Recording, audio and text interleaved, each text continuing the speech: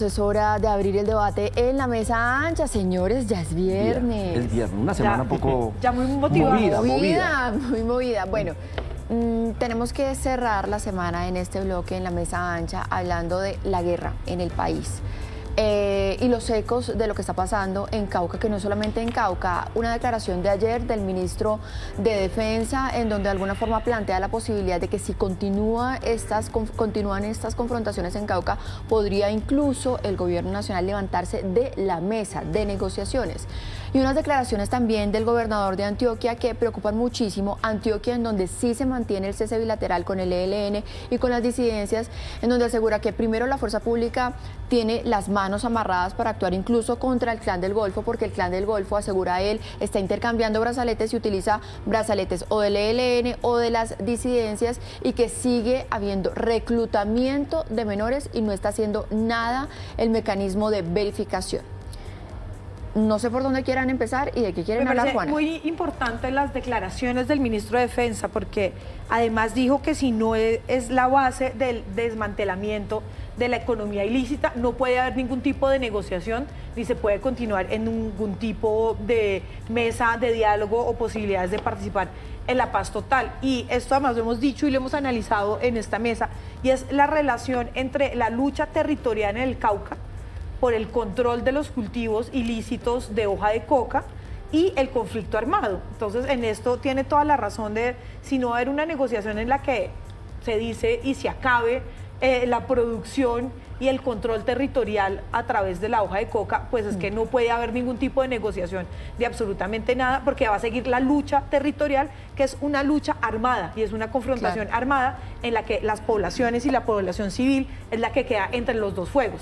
Porque ese es el otro problema de estas negociaciones y del conflicto armado en Colombia, es que, listo, el ejército se enfrenta a esos grupos armados, pero es la población civil la que sigue quedando en la mitad, y en la que finalmente lo que ha sido y lo que ha pasado en los últimos años es que se ha expandido el control territorial y el control de la producción de la hoja de coca. En cambio, a mí me dejaron preocupadas las declaraciones del ministro, o por lo menos yo las entendí así, porque es que evidentemente en el Cauca, en Nariño, en otras partes, la presencia de economías ilícitas es como lo estructural, sumado a ausencia del Estado y sumado a marginación social de muchas comunidades.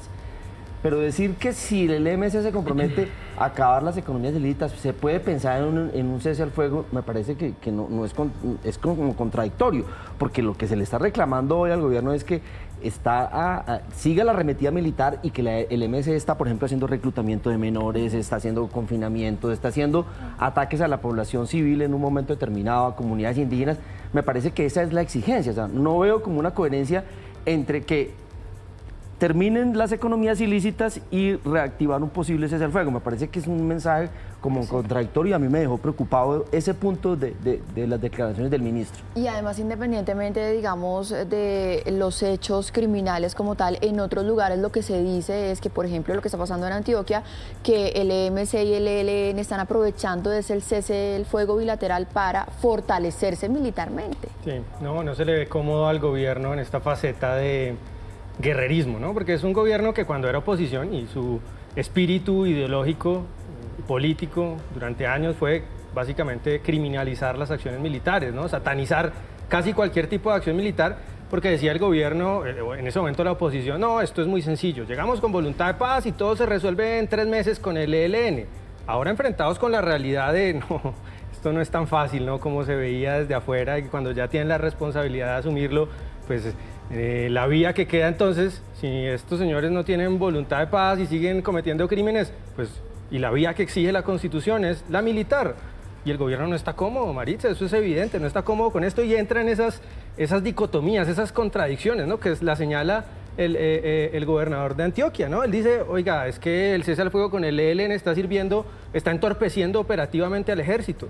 Y eso es inasumible por la sociedad. Si el cese al fuego compromete la vida de ciudadanos colombianos, el cese al fuego no es sostenible, y tiene el ejército que desatarse las manos y actuar operativamente con lo mejor de su Claro, fuerza y pero con lo mejor de su también, capacidad. Julio, también está del otro lado las declaraciones de la gobernadora del Valle, que dice que ella cada vez que hablaba con el ministro de Defensa de que envíen más tropas y de que haya operaciones militares, el gobierno Claro. le ha cumplido. Entonces yo creo Sí, que... lo que pasa es que la diferencia entre Correcto. Valle y Antioquia es que en Valle sí está actuando la fuerza pública porque ahí no hay un Bueno, cese bilateral, lo otro entonces no que- está esa ambigüedad. Lo otro que podemos ver es que desde el 2017, que ha sido todavía más grave lo que ha pasado dentro del conflicto en esas zonas, estos grupos, así hubiera ofensiva militar, no han dejado de reproducirse, que ese es el gran problema.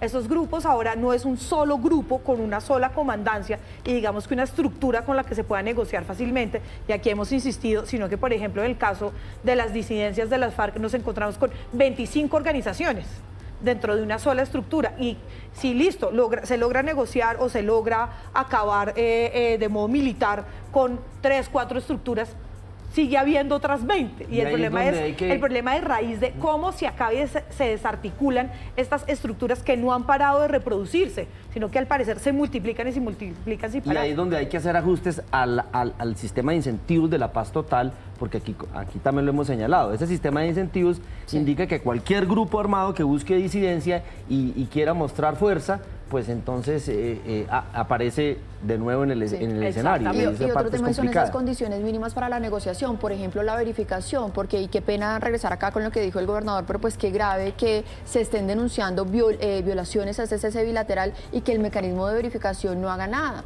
Es que no sabíamos de ese tema de reclutamiento de menores en Antioquia. Sí, aquí yo creo que hay unos sesgos evidentes en los mecanismos que ha establecido el gobierno. Aquí hay una ansiedad política, ideológica, porque la FAS funcione, ¿no? Y por lo que decía, se ha satanizado la vía militar, entonces los mecanismos de verificación pues tienen esos sesgos, ¿no? La Y yo paz creo es un que- derecho constitucional también, ¿no? Sí, pero Por supuesto. ¿cómo llegamos a la paz? ¿No? La acción del ejército también es legítima constitucionalmente. Es Pero un la derecho de búsqueda de los la paz ciudadanos. también lo es. Por los Creo que medios aquí- que sean legítimos. Aquí hay una cosa muy complicada, y es que la vía militar, o no tener la vía militar, sigue habiendo víctimas. Sigue habiendo víctimas de todos los lados. Entonces nos dedicamos a la vía militar y ya hemos visto que a través de la vía militar también ha habido víctimas civiles.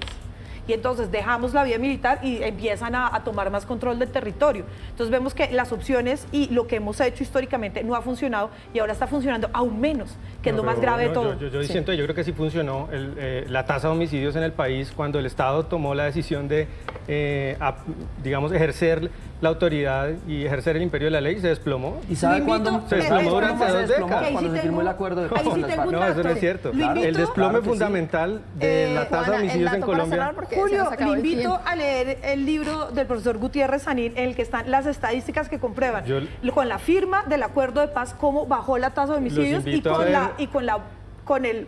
la posesión, y cuando decidieron hacer trizas los Los derechos. invito a ver la pero tasa de- acuerdos la paz, tasa de homicidios se entre 2000 y desplomó. 2020. Para cerrar, Aumentó un comentario, totalmente. Juan Fernando Y no me Cristo, dejaste- exministro del no me Interior del dejaron- Gobierno Santos y también ex negociador de paz, dice: muy bien la firma de la paz, pero faltó una estrategia de seguridad para empezar la segunda fase, el de la paz total. Él El de era la par- paz total. Volvemos con la mesa ancha, esta mesa ancha de viernes que hoy va a cerrar con un tema económico, también para que nuestros televidentes entiendan un poco qué significa. Hoy, esa baja en la calificación de Moody's a Ecopetrol, ¿eso qué implicaciones tiene, Julio? Pues la misma implicación que tiene una persona que le deterioran su calificación de crédito en estas empresas que proveen información a los bancos, que se le puede dificultar o encarecer el acceso a plata prestada. Obviamente no es que Ecopetrol vaya a perder acceso a los créditos, estamos hablando de una compañía pues, multinacional grande que tiene acceso a los mercados de capitales, pero lo que sí puede pasar, y que de hecho ya ha venido pasando, no por esta decisión, por decisiones previas de otras calificadoras y por la dinámica del mercado, es que se le haga más caro conseguir plata prestada. Pero me parece que lo más preocupante es una de las razones que explica Moody's para la baja de la calificación, que es la política de repartición de dividendos. Básicamente dicen el gobierno, que controla pues, la junta directiva de Ecopetrol, está exprimiendo demasiado la vaca lechera, ¿no? Entonces le saca muchas utilidades a la empresa. Y esto parece que no va a parar, Maritza, porque el Estado colombiano tiene dificultades financieras y pues no va a dejar de exprimir esa vaca lechera Sí. que es Ecopetrol.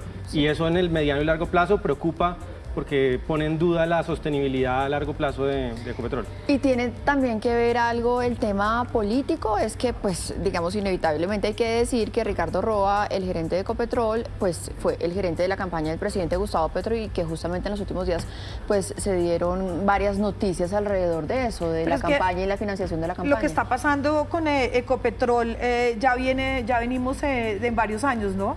De que los precios bajaron, también lo hemos explicado acá en la mesa ancha, del contexto global, cómo ha jugado un tema muy importante en los precios del petróleo, de la demanda, y algo también muy interesante que vale la pena rescatar, y es que la rebaja de la calificación no fue tan considerable, ¿no? Digamos que fue una baja pues que se esperaba y que ahora a lo que llaman y lo que he entendido es que llaman a esperar las calificaciones de las otras, ¿no? De Fitch and Ratings, de Standard & Poor's, para saber cómo va a ser más claro el panorama del próximo año, para ver si sí va a seguir bajando y va a seguir en este estado negativo o si hay alguna posibilidad de estabilización. Frente a lo que preguntas, Maritza, del entorno político, leí que algunos analistas dicen que, por ejemplo, eso ya está incorporado en la valoración que se hace de Ecopetrol.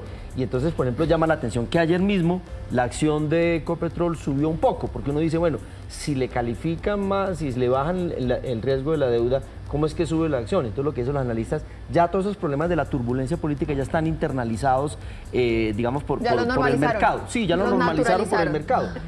Ahora uno dice, ¿cómo mejoraría en 12 o 18 meses que viene una nueva calificación? Todo indica que hay que restablecer los contratos de exploración, hay que cambiar la política de entrega de dividendos y seguramente si se hace un cambio en la gobernanza corporativa, yo creo que eso también enviaría un mensaje interesante. Sí, si la política del gobierno, como parece, ha sido desmarchitar a largo plazo Ecopetrol, pues obviamente eso impacta financieramente a la empresa, ¿no?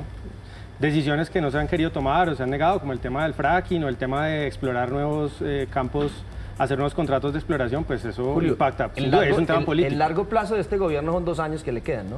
Es un problema, porque una empresa no es a 2 años, sino es una planeación de 30 o 40 años. Bueno, 7 de la mañana, 24 minutos, es viernes y tenemos el recomendado. Bueno, mire, en Bogotá el sábado en las horas de la tarde va a haber una feria que se llama Biche y Vinilos en el Café de la Madeleine, la 38 con 16, venta de vinilos, intercambio de vinilos unos por otros. Ay, qué y buen pues plan. se toma la Ese plan bebida está Biche. mandado a hacer para Jorge. ¿Y para Juana? El dato me lo dio Juana. Hay que, Sí, porque pensé en él. Yo dije, me quitó mi recomendado Se porque lo era mi recomendado robó, se para lo Jorge. robó. Aquí les contamos la verdad. Bueno, Yo Juana. les recomiendo el encuentro distrital de bandas en el Teatro del Ensueño en Ciudad Bolívar mañana desde las 9 de la mañana. Este recomendado es con mucha envidia a los que están en Cali este fin de semana para ir al Templo del Cine en Cali, que es la Cinemateca La Tertulia. El sábado a las 8 el documental de Amy Winehouse, Back to Black. Es un buen plan. Excelente. Bueno, Muy bueno, muy pues bueno. ahí está, ¿Ese es el que tenemos era de Buenaventura? recomendado. ¿El de Buenaventura? No, ¿La Tertulia? no. Ok. Es el Museo de Arte Moderno de La Tertulia. Ok.